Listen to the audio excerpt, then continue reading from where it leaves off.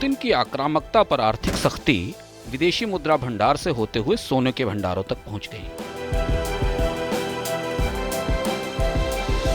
24 मार्च को यूरोप और अमेरिका ने रूस को उसके स्वर्ण भंडारों के इस्तेमाल से भी रोक दिया। रूस अब डूबते रूबल को सोने से भी सहारा नहीं दे सकता। रूस के पास करीब 140 अरब डॉलर का स्वर्ण भंडार है। पुतिन ने पलटवार किया और सोने के बाजार की सबसे बड़ी खबर बन गई। रूस के सेंट्रल बैंक ने ऐलान कर दिया कि वह देश के बैंकों को सोना विक्रेताओं से गोल्ड खरीदने की इजाजत देगा। 1 ग्राम सोने की कीमत तय हो गई 5000 रूबल, यानी करीब $52। यह सोने की मौजूदा अंतर्राष्ट्रीय कीमत से कम है। अप्रैल की शुरुआत में 1 ग्राम सोना अंतर्राष्ट्रीय बाजार में करीब $68 का था। बाजारों में कयास और फुसफुसाहटें तैरने लगीं। विदेशी मुद्रा भंडार पर पाबंदी और दुनिया के कारोबार से बाहर किए जाने के बाद क्या रूस अपनी मुद्रा को गोल्ड से जोड़ रहा है? क्या यह गोल्ड स्टैंडर्ड की वापसी है? लेकिन गोल्ड स्टैंडर्ड तो 1970 के दशक में खत्म हो चुका था, जब अमेरिकी राष्ट्रपति रिचर्ड निक्सन ने डॉलर की सोने से अदला बदली को बंद कर दिया था। यह फैसला दूसरे विश्व युद्ध के बाद बनी मौद्रिक व्यवस्था की समाप्ति का ऐलान था। क्या हुआ था तब दुनिया में? क्या रूबल और गोल्ड का नया गठजोड़ हमें कुछ याद दिलाता है? पलटते हैं इतिहास के पन्ने, खनक उठते हैं किस्सों के सिक्के।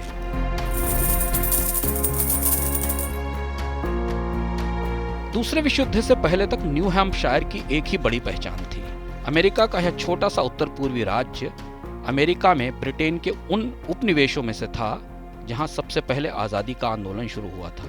लेकिन अब न्यू हैम्पशायर की पहचान ब्रेटन वुड्स से होती है। पर्वतों के बीच घिरा यह रिजॉर्ट टाउन, जो आज स्कीइंग के दीवानों का गढ़ है, वहां एक इतिहास लिखा गया। माउंट वाशिंगटन पर्वत की छाया में बसे इस क्षेत्र में पर्यटन की शुरुआत 18वीं सदी के अंत में हुई, जब कोयला और रेलवे के विकास से अमीर बने जोसेफ स्टेकिनी ने यहाँ निवेश शुरू किया।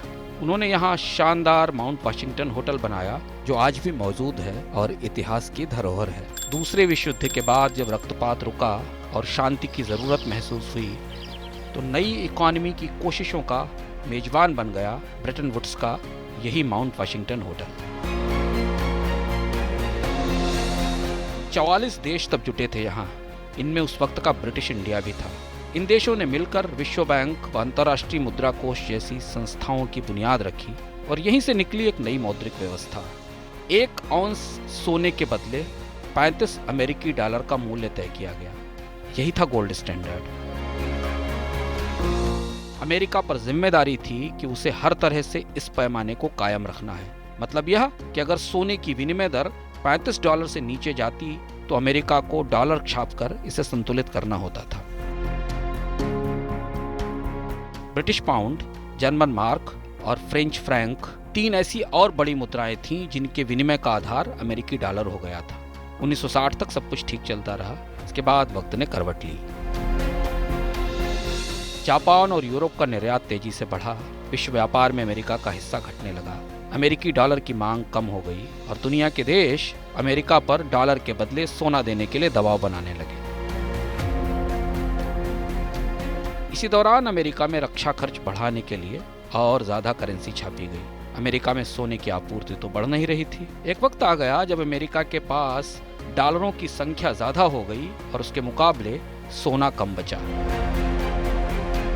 यही वह मुकाम था जहां से मुद्रा बाजार में एक रोमांचक जंग शुरू होती है। इस हैरतअंगेज जंग के नायक थे फ्रांस के राष्ट्रपति Charles de Gaulle. Charles de Gaulle ने दूसरे विश्व युद्ध में हिटलर के खिलाफ फ्रांस के संघर्ष का नेतृत्व किया था और फ्रांस में 5th रिपब्लिक की स्थापना की थी। चार्ल्स डी गॉल का 5th रिपब्लिक फ्रांस के पुराने संसदीय गणतंत्र की जगह उभरा था। यह शासन प्रणाली अध्यक्षीय शासन प्रणाली का फ्रेंच संस्करण थी। गॉल इस संस्करण के पहले राष्ट्रपति थे और तब से आज तक यही शासन प्रणाली फ्रांस में चल रही है। दूसरे विश्व युद्ध के बाद चार्ल्स डी गॉल को यूरोप के सबसे तेज तर्रार नेताओं में माना जाता था। वे अमेरिका के विरोधी थे। फ्रेडी रूजवेल्ट से लेकर रिचर्ड निक्सन तक 6 अमेरिकी राष्ट्रपतियों से उनके रिश्ते मीठे कम और ज्यादातर खट्टे रहे। गॉल का सबसे बड़ा सफल निशाना बना गोल्ड स्टैंडर्ड। 1960 तक अमेरिका के पास सोना कम और छापे गए डॉलर ज्यादा हो गए थे। दुनिया के बाजार में अमेरिका की ताकत छीज रही थी। यही वह वक्त था जब गॉल ने अमेरिका से डॉलर के बदले सोना लेना शुरू किया। बात जब तक खुलती तब तक फ्रांस 150 मिलियन डॉलर के बदले सोने की वसूली अमेरिका से कर चुका था। कुछ वक्त बाद गॉल ने खुलेआम ऐलान कर दिया कि फ्रांस के पास जितने भी अमेरिकी डॉलर हैं उनके बदले वह अमेरिका से सोना वसूल करेगा। टाइम मैगजीन ने लिखा कि किसी भी मित्र देश की तरफ से अमेरिका पर यह अब तक का सबसे बड़ा कूटनीतिक हमला था जो चार्ल्स डी गॉल ने किया। फ्रांस आगे बढ़ा तो यूरोप के अन्य देशों ने भी अमेरिका से डॉलर के बदले सोना मांगना शुरू कर दिया। बताते हैं कि स्पेन ने ठीक ठाक मात्रा में सोना वसूल लिया था। बाजार में सोने की कीमत खौलने लगी। अक्टूबर 1960 में सोने की कीमत $40 प्रति औंस तक पहुंच गई।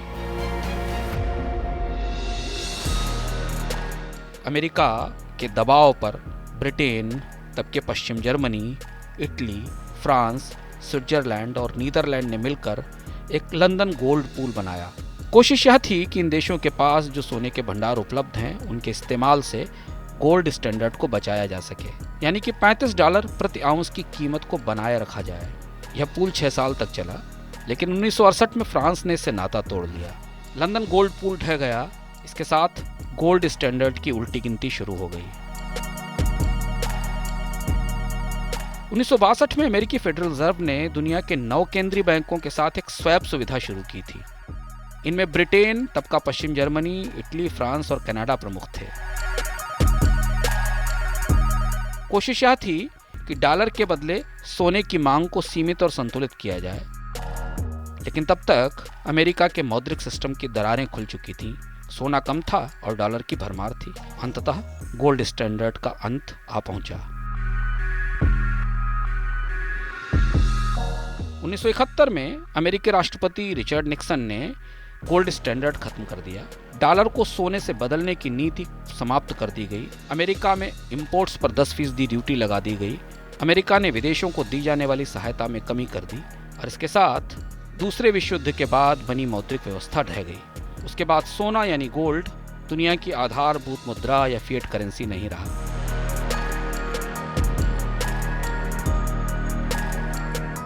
एक नई मौद्रिक प्रणाली आ गई। डॉलर नई आधारभूत मुद्रा थी, यानी दुनिया की नई फिएट करेंसी। अब दुनिया भर की मुद्राएं सोने पर आधारित नहीं थीं, इसलिए इनमें तेज उतार चढ़ाव होने लगा। इस व्यवस्था का सबसे बड़ा लाभ यह था कि अर्थव्यवस्था की जरूरत के मुताबिक करेंसी छापी जा सकती थी।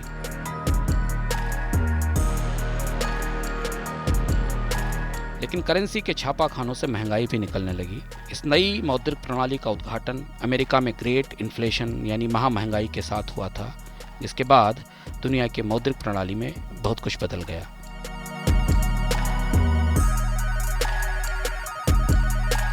तो ये था आज का किस्सा या किस्सों का सिक्का। अगले हफ्ते लौटेंगे फिर एक नए किस्से के साथ। आप बने रहिए मनी 9 के साथ। समझ है तो सहज है।